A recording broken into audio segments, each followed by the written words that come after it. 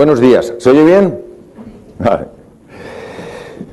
Empecé a interesarme con el tema de las emociones hace 37 años, porque cayó en mis manos un libro, bueno, de hecho lo compré, un libro del profesor Pedro Laín Entralgo, que hablaba de que médicos en el siglo VI a.C., hablamos de la época presocrática, habían descubierto el increíble poder del encuentro.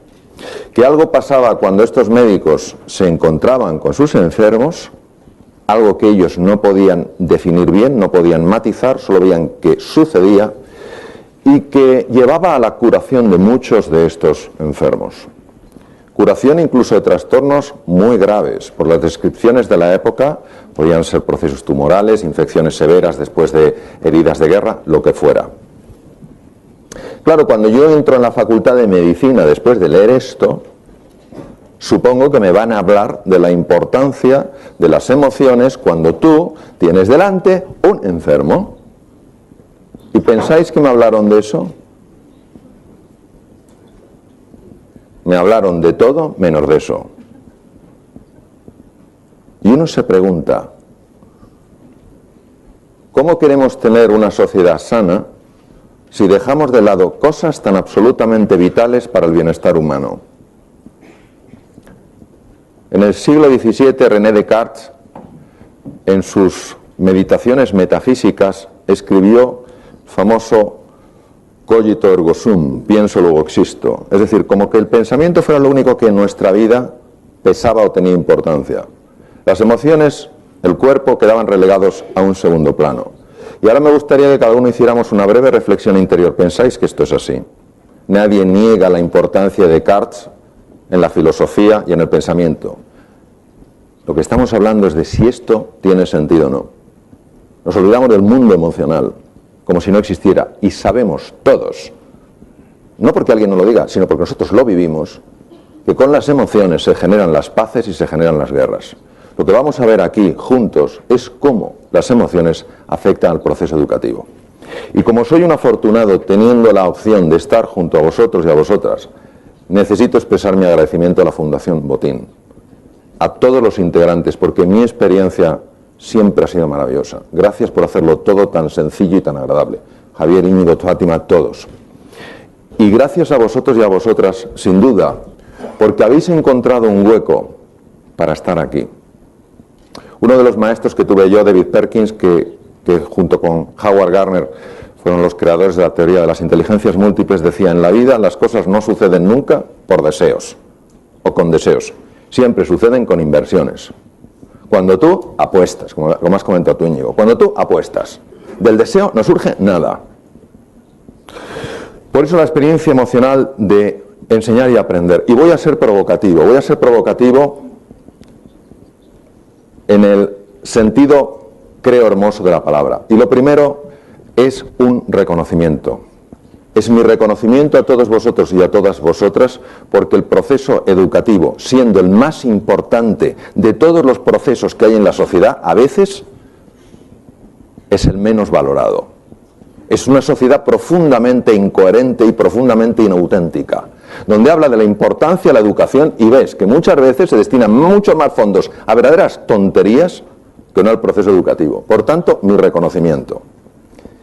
Y mi reconocimiento también de que en el proceso educativo estamos todos. Cuando uno coge con un dedo y señala a una escuela y dice, es que no sabéis enseñar, tenemos que recordar a Gandhi, que decía, cuando señalas a alguien con un dedo, recuerda que hay tres que te señalan a ti. En el proceso educativo estamos todos, estamos padres, estamos profesores, estamos todos. Por tanto, la reflexión y la provocación es al sistema educativo en su conjunto. Aquí no hay culpables, todos hemos de ser responsables de ver cómo podemos mejorarlo. Mirad, el factor humano es tremendamente complejo, por tanto no podemos dogmatizar sobre algo que es de tal dimensión, de tal hondura y de tal calado. Los enigmas los podrá resolver la ciencia, los misterios nunca los podrá resolver. Albert Einstein decía que ante un misterio hay que acercarse con humildad y fascinación. El ser humano no es un enigma, es un misterio. Por tanto, vamos a hablar de un misterio con la humildad que requiere hablar de misterios y vamos a reflexionar juntos. Varias preguntas. Primera pregunta, ¿por qué este niño, que cuando nació, el segundo en una familia, el padre les abandonó, un niño con mínimos recursos económicos, una madre que no tenía ninguna formación, no había ido al colegio, un niño que nació y vivió en Detroit? Yo he trabajado en Detroit, en el Hospital Henry Ford, y sé la violencia de Detroit. Un niño considerado el tonto de la clase. Un niño que llegó a ser tan violento que en una ocasión cogió una navaja, llevado por un brote de ira, y le pegó un navajazo a su mejor amigo con la fortuna de que la navaja chocó con la hebilla del cinturón y se partió. Pero un niño que con la ayuda de un profesor y con la ayuda de su madre creyó en sí mismo, creyó en sus capacidades, creyó en sus talentos, y del creer se convirtió en el crear. Este niño, que no tenía futuro, es hoy en día el mejor neurocirujano infantil del mundo. El profesor Ben Carson, jefe de cirugía en la Johns Hopkins, en Baltimore, Maryland. La educación puede generar milagros. Ahora bien, esto se lo debo a Sir Ken Robinson, que ha hecho uno de los estudios más importantes que hay de creatividad en el mundo. Cuando los niños tienen entre 3 y 5 años de edad, si les sometes a un test de creatividad, el 98% lo pasan. Si tienen 8 o 10 años de edad, solo el 32% lo pasa. Si tienen entre 13 y 15, solo el 10% lo pasa. ¿Quién tiene aquí más de 15 años? Pues sabéis lo que nos toca. Es decir, algo en el proceso educativo que, repito, del cual formamos parte todos, va reduciendo la creatividad sistemáticamente. Y esto es una reflexión que todos como sociedad nos tenemos que hacer. No para acusarnos unos a otros, sino para unarnos un esfuerzo común para ver ¿por qué sucede esto? Todas habéis oído hablar de un test que antes se hacía, que se llamaba test de cociente intelectual, le llaman de coeficiente intelectual, no es correcto, es de cociente intelectual, y que se suponía que cuando tú pasabas por este test, te ponían un sello, listo o lo otro. Esto no es fácil, porque en la vida que te pongan esto de no listo, imaginaros cómo se afecta. Hoy en día, el grupo que más sabe de inteligencia en el mundo probablemente sea los profesores Perkins y Garner. Solo el 8%, esto se lo he oído decir varias veces a Daniel Goleman, solo el 8% del éxito en la vida, en un éxito, podemos decir, un poco normal, se debe al cociente intelectual. El 92% se debe a otra cosa. Siglo XVIII, Escocia, David Hume, filósofo. Todo ser humano nace como una tabula rasa, no tiene ningún conocimiento. Por tanto, la misión del proceso educativo es llenarle de conocimientos. ¿Esto qué significa? Que nos vemos unos a otros como cubos vacíos. Y si tú ves un cubo vacío, a llenarle. Y al final, ¿qué somos? Enciclopedias andantes. Qué curioso, también en el siglo VI antes de Cristo, un filósofo dijo lo siguiente: la mente, siglo VI antes de Cristo, presocráticos, la mente humana no es un cubo vacío que hay que llenar, sino un fuego que hay que encender. Hay niños que pasan por el proceso educativo y nadie ha detectado su talento fundamental y salen del proceso educativo pensando que no tienen talento ninguno. Y repito, en el proceso educativo somos parte todos, yo el primero. Por tanto, ¿cómo acceder a ese potencial? ¿Cómo acceder a ese talento que no ha aflorado? A esa energía que no ha despertado? Eso es lo que vamos a ver. Algunos de los caminos, algunas de las posibilidades, algunas de las alternativas. Teresa Maville, Universidad de Harvard, considerada en el mundo empresarial posiblemente una de las grandes referencias en estudios que asocian creatividad con otras cosas. Fijaros lo que Teresa Maville dijo: el deseo de hacer algo porque lo encuentras profundamente satisfactorio y personalmente desafiante inspira los mayores niveles de creatividad tanto en las artes como en las ciencias y en los negocios. Los estudios a lo largo de muchos años de Teresa han demostrado que la base para que aflore la creatividad es la motivación. La creatividad es hija de la pasión, no es hija del frío razonamiento, es hija de la pasión. Nos encargamos en el proceso educativo todos de favorecer que esa pasión se encienda, o pensamos que solo el frío razonamiento, el cogito ergo sum, pienso luego existo, es lo único que cuenta. Un esquema del cerebro humano. ¿Veis la corteza cerebral? Esa parte arrugada, que tiene mucho que ver con los procesos de razonamiento, los procesos de negociación, los procesos de toma de decisiones. Y veis en el centro una estructura compleja de múltiples colores. Vamos a verla de manera tridimensional. Se llama sistema límbico. ¿Por qué se llama sistema límbico? Porque la palabra limbo quiere decir frontera a otro mundo y también anillo, viene del griego. El sistema límbico es igual al cerebro emocional. Vamos a ver la importancia que tiene que cuidemos la situación emocional de los pequeñitos, de los medianos y de los adultos, precisamente para que la corteza cerebral funcione bien y precisamente para que el proceso creativo aflore. Esto sí me gustaría que lo apuntarais, porque os voy a comentar las 6 motivaciones que hacen que todos los seres humanos hagamos absolutamente todo. La primera es una motivación que es aquella que nos conduce a buscar la seguridad. Tenemos una necesidad de seguridad y de control. Otra es la necesidad de sentirnos valorados, de sentir que contamos, de sentir que somos algo, de no sentirnos ninguneados. La otra motivación busca cubrir la necesidad de aventura, de desafío, de reto. La otra motivación busca cubrir la necesidad de pertenencia, de ser parte de un grupo. La quinta, de crecer, de aprender, de evolucionar. Y la sexta, de contribuir. Contribuir al bienestar de otras personas más allá de lo que eres tú, es decir, salirte de la dimensión del ego. Cuando un ser humano tiene cubiertas estas 6 necesidades,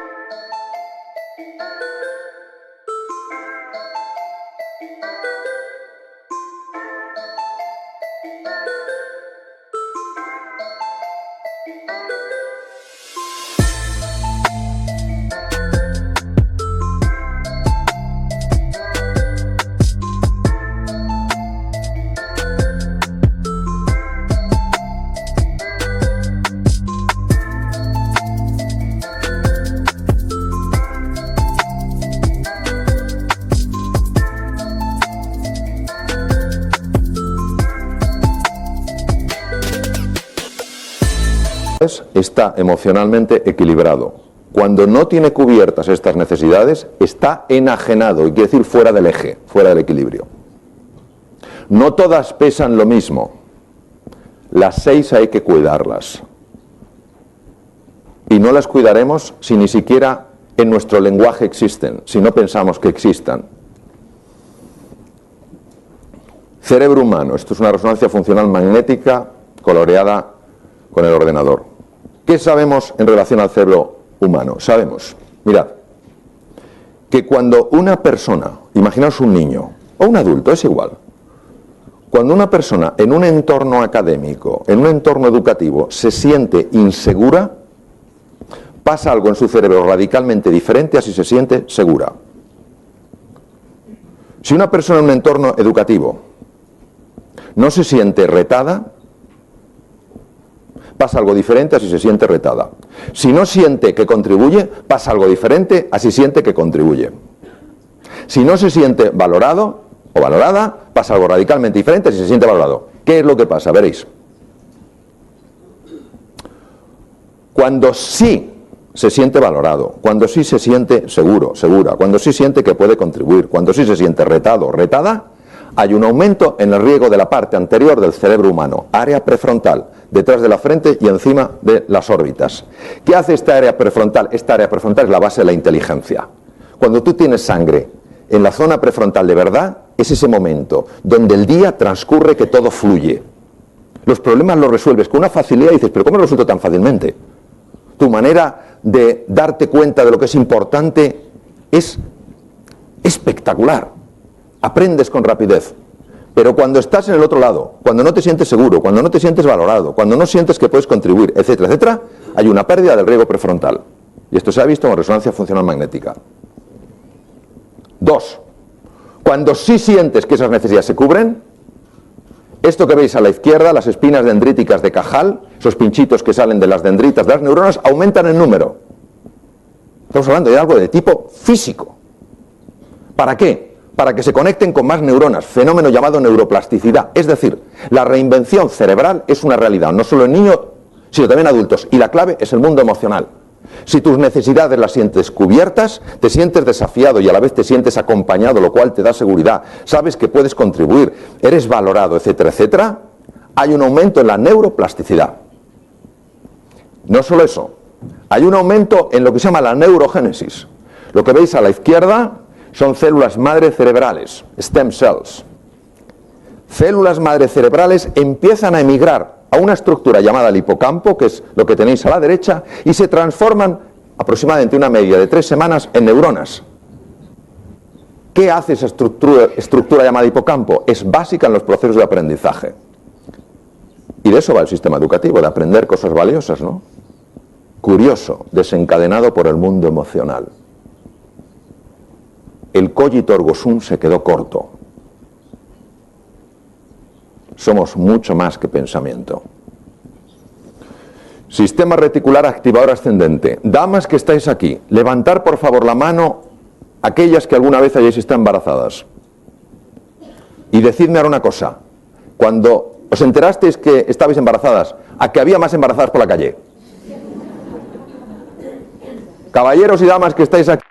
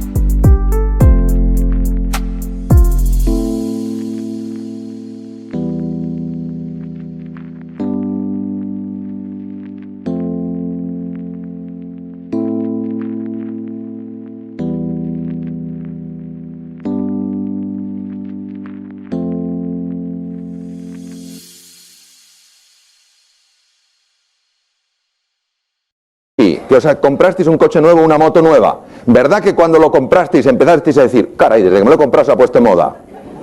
Pues empiezas a verlo. Esto es el sistema reticular activador ascendente. Tú estás motivado y esto es como una luz que empieza a buscar. Albert Bandura, catedrático de Psicología en la Universidad de Stanford en San Francisco, demostró lo siguiente. Cuando una serie de jóvenes estaban atascados en un problema de matemáticas, si el profesor se acercaba y les decía, ánimo, tú puedes, seguro que encuentras un camino. Reflexiona, ¿cuántas veces en tu vida has resuelto retos? Se liberaba una hormona en la sangre llamada beta-endorfina. Pero, si el profesor en lugar de decirle a ese alumno atascado en el problema le decía, estás atascadillo, ¿verdad? Si yo creo que tú no das la talla. No solo no subían los niveles de beta-endorfina, la beta-endorfina no aparecía, sino que subían los niveles de una hormona llamada cortisol. La beta-endorfina es una hormona que facilita el funcionamiento cerebral. El cortisol es la hormona del miedo. Precisamente bloquea el funcionamiento cerebral. Fijaros qué maravilla la capacidad de respuesta, es la responsabilidad que tenemos para transmitir a la gente su valor. Porque al fin y al cabo, y con esto termino, la calidad de la conexión emocional influye profundamente en el despliegue de la curiosidad y la fascinación que son necesarias para abrirse a nuevas experiencias de aprendizaje. Muchas gracias.